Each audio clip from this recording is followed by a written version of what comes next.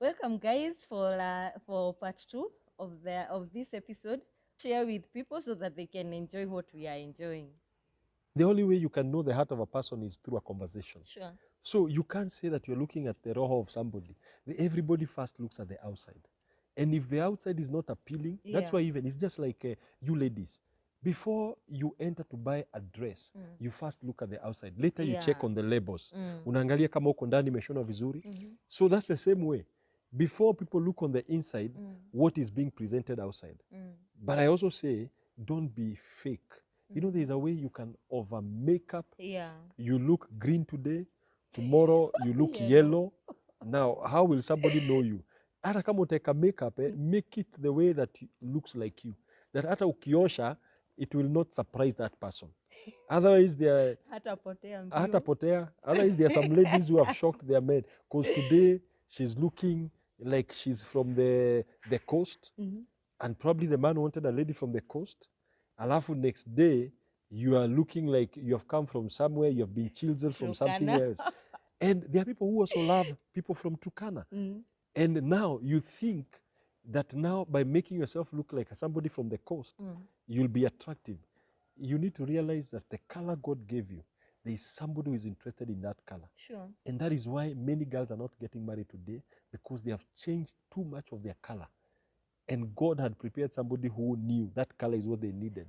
So when he is coming to look for that person, amuoni anaona hii color inakaa, this person looks like the one I wanted, but the color is not the one I wanted.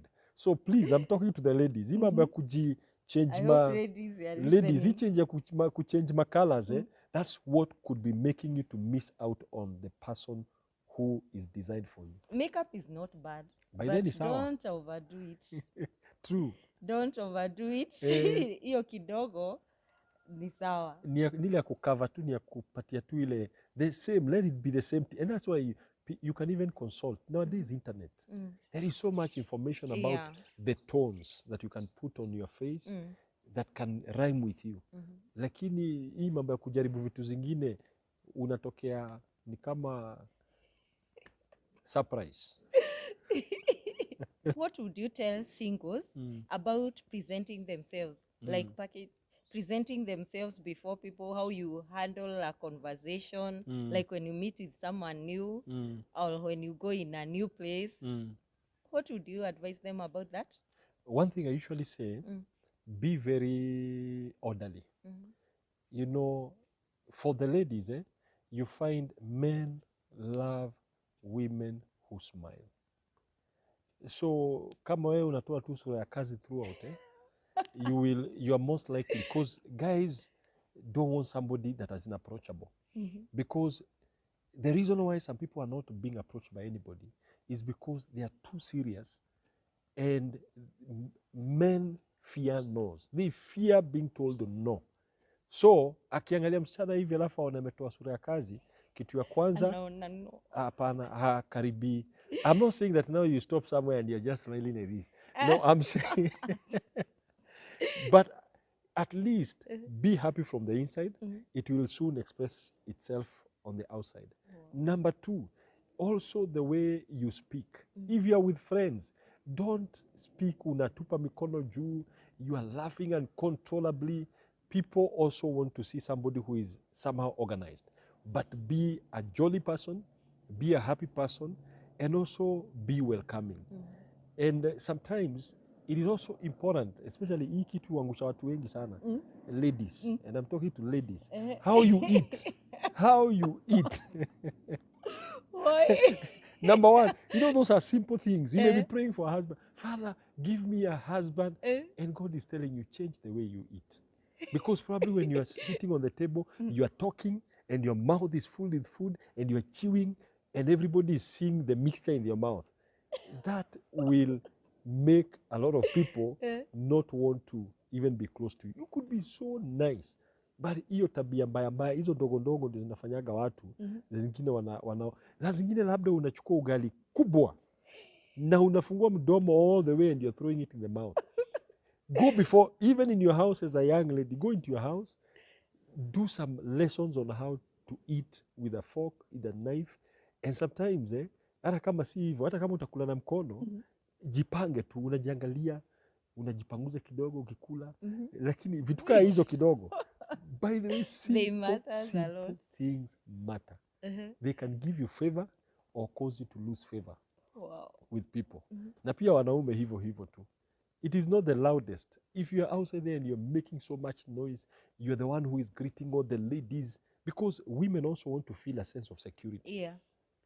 The reason why some young men are not getting married, because they talk to every lady. You need to be a person, because a lady wants to feel secure. Yeah. So if he sees you today, you're talking to this one, you are hugging another one there, you are hugging who, you are kissing who on the cheek, a lady will feel like this is not the kind of a man we'd want. Yeah. So be self-controlled and be calm. That will change a lot of things. Wow. Yes. You know, there are some people, especially 30 plus, and now most of them, they feel like they are in a point whereby they are tired of dating. They are like, oh God, see, me, I just want to settle down. Like, how would someone know that? What would someone do the moment they feel like they are tired, they don't want to date again, they are just tired, but they want to settle down?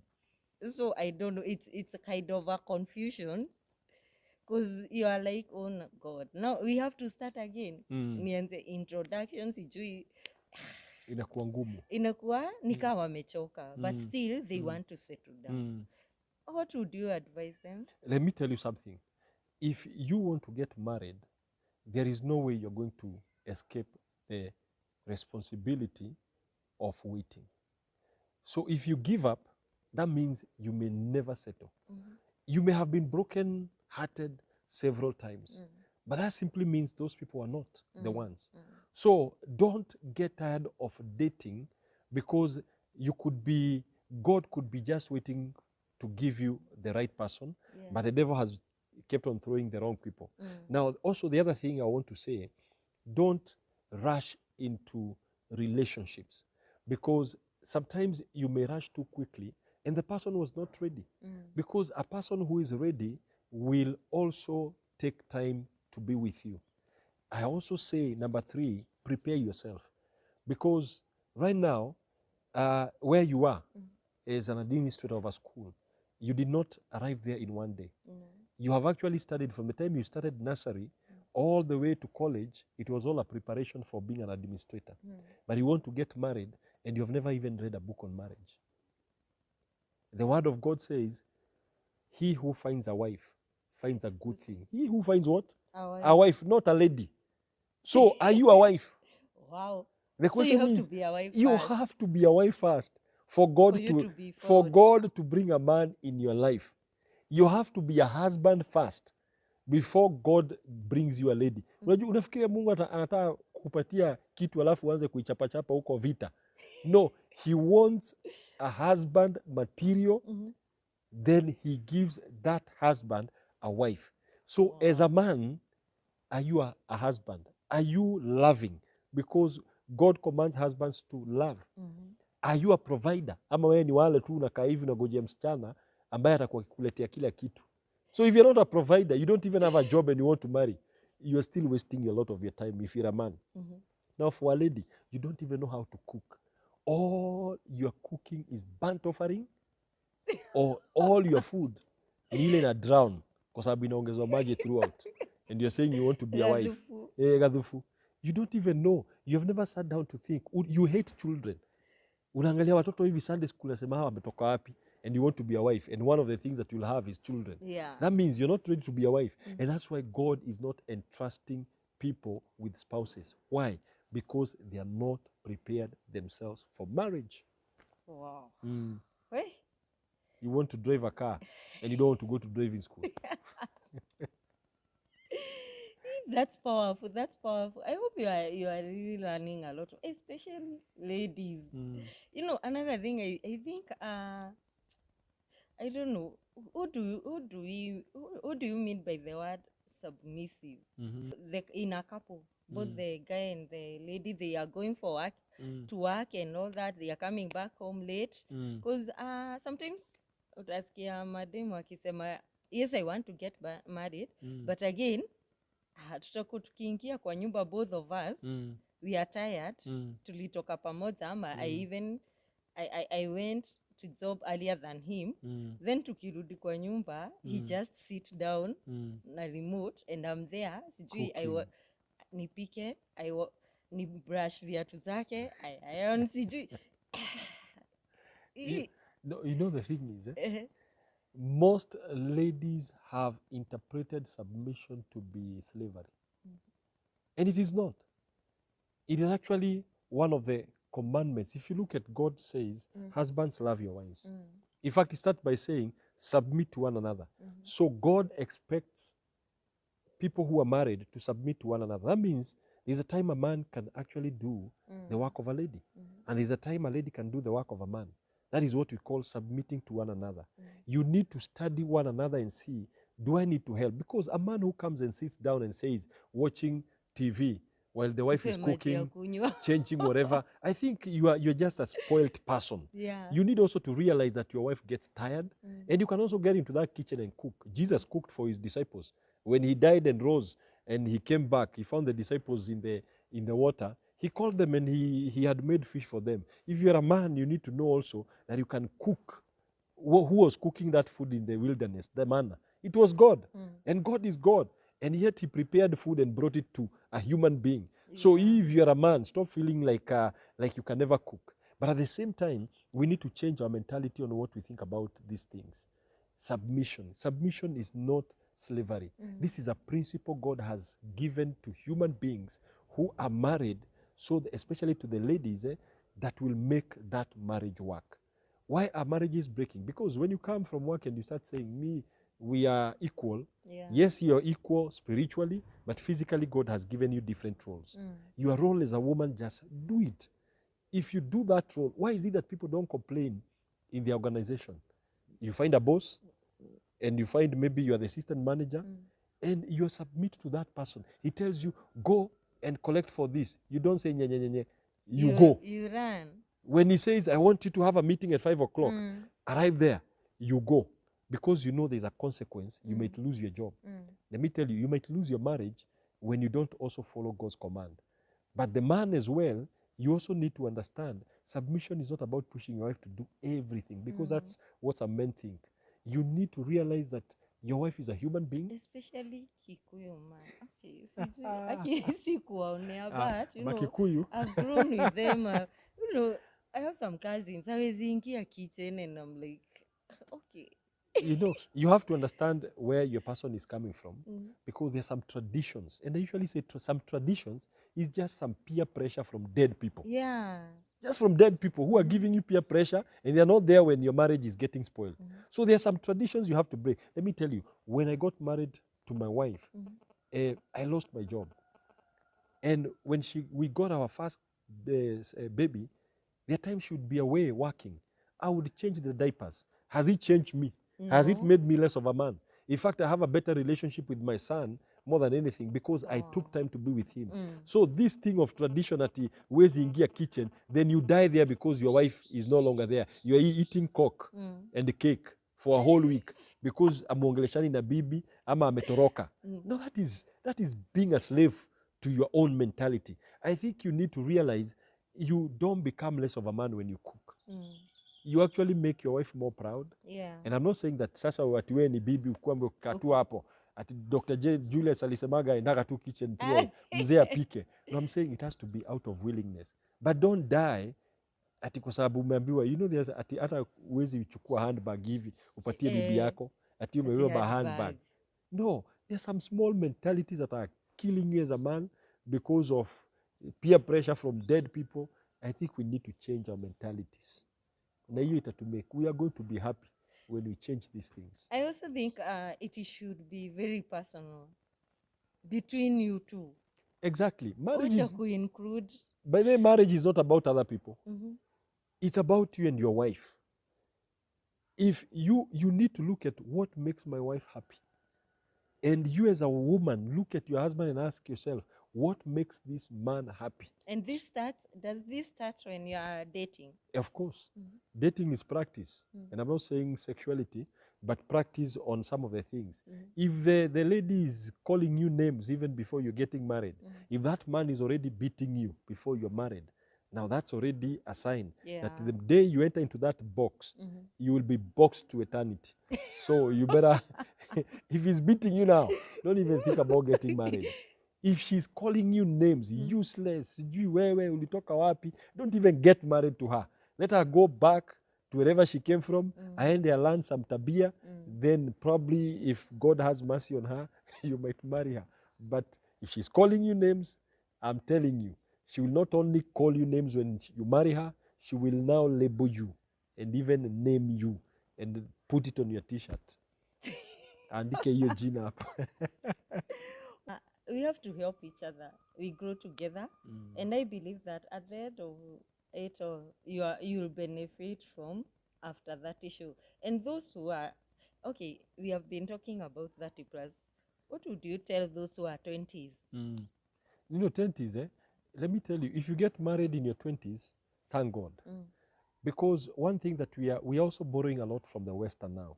You find men in their 40s, they're not married. Yeah. I've got my sister-in-law who got married, I think, at 41 to a guy who is around 43. Wow. And she has lived abroad in France. Now, all of us were wondering, why is she not getting married? And she should say, I'm young. I'm young. Can you imagine somebody at 40 telling you, I'm young? And as we are seeing, like, time is moving. Yeah. So also, we need to change our mentality. This thing of we are so desperate about getting married at 20. If you're going to live up to 100 or 90, then you need to realize that there's a lot of time. So give yourself a break. Don't be in too much pressure. If he comes, or if she comes, and you're prepared, well and good. But don't kill yourself that you're going to all the weddings in Kenya because you're like, tomorrow I've got to get married. No. Take your time, prepare yourself, develop yourself, enjoy your singlehood.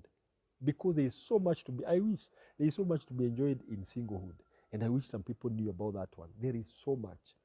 You know, life is funny because those who are single, they do admire those who are married. Those who are married. And those who are married, they are like, I admire, I wish I was in your position. I could do a lot. True. So. You know, I'm happily married. But you know, like now, I can't wake up in the morning and, for example, decide to fly to the US. You can. I have to consult with my wife. I have to consult with my kids. When I was single, I could have just woken up in the morning and I head to the airport. You get it? So, like you now, you can wake up here and decide today I'm sleeping in Nakuru. Yeah. And nobody will ask you. In fact, you'll be reporting Niko Nakuru after maybe a week because people are not seeing where you are. But you now, you think now because you want a husband who will be taking you to Nakuru every day. And instead of now enjoying yourself at this particular moment, enjoy that freedom that you have, because a time will come when you'll have to account for your time to another human being. And I'm not saying it is bad, but I'm just saying there is what God has given to every season. In the season of singlehood, enjoy. Probably you like keeping a cat and a dog and a bird and a tortoise in your house. You may marry a guy who will kill all of those. When you want to keep a dog and the guy says, I don't like dogs. So enjoy this moment when you can do your own thing. And God will make it easy and make it fun. Wow. Yes. That has been an interesting conversation. And thanks so much for coming. Asante. And for your time. And what would you be your last word to after that is? After that is, I want to say this. There is a time appointed. And God already knows the time that is appointed. If you want to eat mangoes before their season, when they are not ripe, they will not taste good. And so God knows when your time is coming. All you need to do is allow yourself, get ready, prepare yourself. Prepare yourself to be a husband, prepare yourself to be a wife. And when God sees that you are ready, then he will send that person your way. Otherwise, you can keep on praying the whole day, just like a small boy can keep on praying for a big car. He will never be given that car until he becomes 18 and gets a license. So as long you could be 30, but you're not grown up on the inside. So prepare yourself, grow up, And I'm not saying you're not grown up, but prepare yourself and God will bring your person at the right time. Don't be desperate. Even if you've been heartbroken, don't give up because the right person is coming. Wow, that's amazing. Prepare yourself, prepare yourself. As you wait for the other person, work on yourself. That is the key thing that I've learned today. May God bless you. If you have not subscribed, kindly do subscribe, and God will bless you so much. Bye-bye. Feel free to share and to comment. Bye-bye. Until next time, we will have another amazing session. May God bless you. Bye.